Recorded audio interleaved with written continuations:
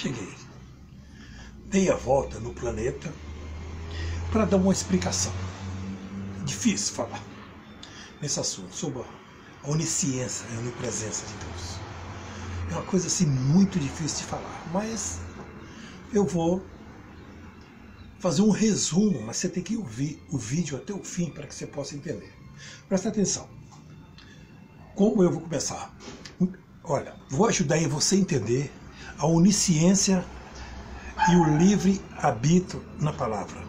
Exemplo, na onisciência de Deus, Ele sabe todas as coisas, inclusive sobre a minha vida e o dia a dia, até o dia que nós vamos morrer. Agora, através do livre-arbítrio, veja bem, eu posso tomar atitudes que vêm alterar essa data, negando assim a onisciência de Deus, o meu livre-arbítrio. Bom, veja bem, eu não estou fazendo assim, por exemplo, crítica sobre a igreja, sobre o Senhor, ninguém. Agora, eu vou te dar uma explicação, passar uma explicação sobre a onisciência de Deus. Ela é incompatível? Muito bem. Bom, análise que é muito interessante. Tem um pressuposto que é equivocado nessa questão. Se nós conseguir mudar para essa reflexão, então, em partes, vocês vão entender essas dúvidas. Por que eu digo em parte? Porque realmente é muito para nós tentar compreender os atributos de Deus. Onisciência, onipresença e onipotência. Os atributos de Deus, eles são misteriosos para nós. Por mais que tentamos explicar, nós não conseguimos. Temos que precisar da eternidade e ser ensinado pessoalmente por Deus para que podemos compreender. Agora, qual o sentido que eu quero dizer? Um pressuposto, um pequeno pressuposto.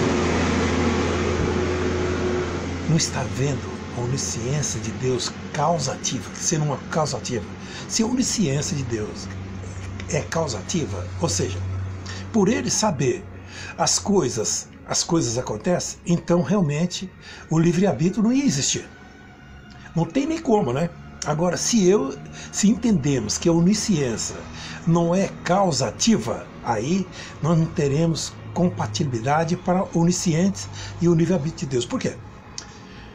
Bom, porque as coisas acontecem na nossa história da nossa vida, não porque Deus as prevê, mas Deus a prevê porque elas vão acontecer. Vou repetir. As coisas acontecem na história humana não é porque Deus prevê. Deus prevê porque elas vão acontecer. Percebeu? A onisciência de Deus não é causativa. Se Deus sabe, porém, que alguém vai perder a salvação, não foi a onisciência de Deus que causou a perdição da pessoa. Simplesmente Deus sabe porque Ele conhece no transcorrer da história.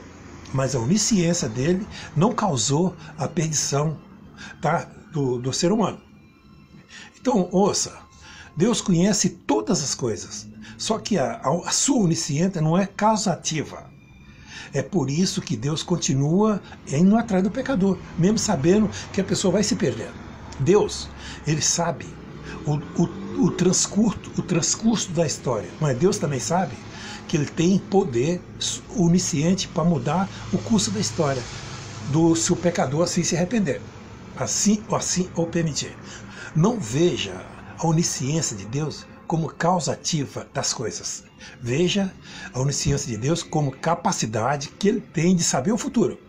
Mas sei que isso necessariamente causa. Quer dizer, se nós pelo outro extremo e um organismo rígido, que ensina que Deus predeterminou as coisas, se nós partir por esse caos rígido, que a onisciência de Deus pressupõe tudo aquilo que acontece, que causa, aí nós vamos ter que acreditar num Deus pior do que o diabo. Porque se Deus, na sua onisciência, predeterminou que o diabo fosse julgado como consequência desse pecado, para ele ter que vir morrer na cruz depois, então ele seria um desses psicopatas. Ele ele predestina a existência do mal, aí ele causa dor nele mesmo, em muitas causa dor neles mesmos, por estar na cruz, para depois salvar uma parte do ser humano. Então, a forma como o ser rígido, então, desassocia a onisciência de Deus da causa dos acontecimentos trágicos, aí você não vai ter maiores problemas para entender a parte dessa questão misteriosa. Entendeu? Então por isso eu digo, beijo no coração e até a próxima.